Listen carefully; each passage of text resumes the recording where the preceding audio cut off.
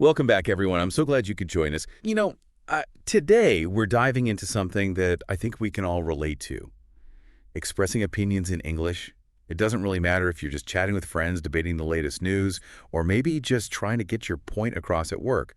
Having the right phrases can really make all the difference. Yeah, and I think what's really fascinating about expressing opinions is that it's really so much more than just vocabulary. It's about understanding, like the subtle nuances of language and how to use it effectively in different situations. Absolutely.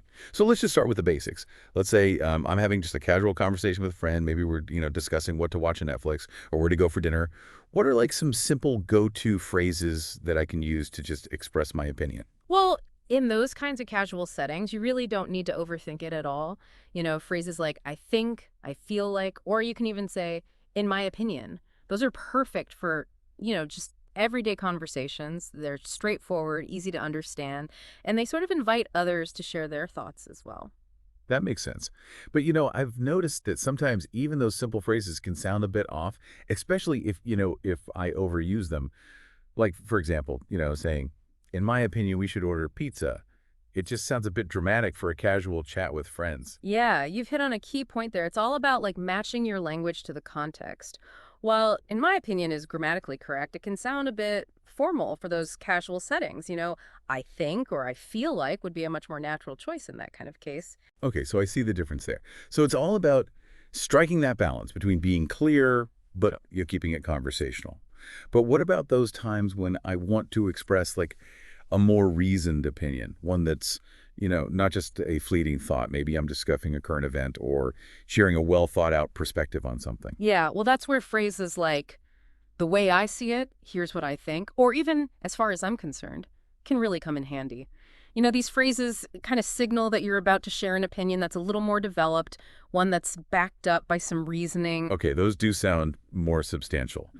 But how do I make sure that I'm not just, throwing out opinions without any real substance? Hmm. What makes a reasoned opinion truly persuasive? I think that's where the power of because really comes into play. When you add a because statement to your opinion, it really transforms it. It goes from just being a simple statement to a more supported argument. It's like you're inviting the listener into your thought process a little and showing them the why behind your viewpoint. I never thought of it that way. It's not just about stating your opinion, it's about really explaining the reasoning behind it. But to be honest, sometimes my because statements sound a bit clunky or forced. Any tips on how to make them flow more naturally? Absolutely. One trick is to like weave your reasoning directly into your statement rather than adding a separate because clause. For instance, instead of saying, as far as I'm concerned, public transportation is the best way to get around because it's eco-friendly, Hmm. you could try saying something like, as far as I'm concerned, public transportation is the best way to get around. It's better for the environment and it's often more affordable than driving. Wow, that does sound so much smoother and more conversational. It's like you're naturally guiding the listener through your thought process. So we've covered everyday opinions and then more like reasoned opinions, but you know what always makes me a little bit nervous? Giving advice. It feels like a minefield sometimes. I can understand that. Giving advice can definitely be tricky. You want to be helpful, of course, but without sounding preachy or overbearing. But there are some phrases that can help you navigate, this delicate territory. I'm all ears. What are some like go-to phrases for offering advice without stepping on any toes? Well, if I were you is a classic for a reason. It kind of gently positions you in the other person's shoes without dictating, what they should do. It's more about sharing your perspective, based on their situation. Yeah, that's a good one. It definitely softens the advice and makes it feel less like an order. But sometimes you want to add a little personality or maybe even a little humor into your advice. Are there phrases that allow for that? Absolutely. Phrases like, to be honest, or I'm not going to lie, but can really add that personal touch. It's like you're letting your friend in on, like a little secret. You're creating that sense of camaraderie. Yeah, I like that. It's like saying, hey, here's the real deal, just between us. But even with the best intentions, advice can sometimes just totally backfire. I'm trying to think. I remember one time a friend gave me advice, and she was like, to be honest, and it turned out to be a total disaster. You raise a really important point there. Even with the best chosen phrases, advice is ultimately just a suggestion. You're just offering your perspective. but the decision and the responsibility really rest with the person you know who's receiving the advice. Yeah, that's a good reminder. It's really about empowering the other person, to make their own choices, Yeah. not dictating, what they should do. Speaking of navigating potentially tricky situations, how do we handle disagreements? Those can be so awkward, especially if you don't want to offend anyone. Yeah, disagreeing gracefully is a really valuable skill. And there's one phrase that I think can work wonders. I see why you think that way, but. Okay, that does Okay. sound promising. Can you break it down for me? Yeah. Why is that phrase so effective? Well, when someone directly contradicts us, it can just feel invalidating, right? Like our opinion doesn't really matter. But starting with, I see why you think that way, instantly acknowledges their perspective. It shows them that you're listening and you're trying to understand, their viewpoint. Yeah, it's like you're building a bridge instead of putting up a wall. It's saying, I get you, rather than you're wrong.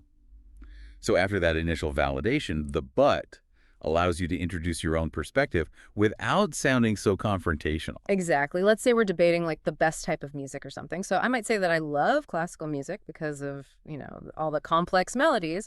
And then you could respond, I see why you think that way, but I find pop music a lot more relatable and fun. It keeps the conversation respectful and open. Yeah, I love that. It's like a linguistic tool for just diffusing tension and, fostering understanding. I can see how this phrase can apply to like all sorts of situations, from casual chats with your friends to more, serious discussions. Exactly.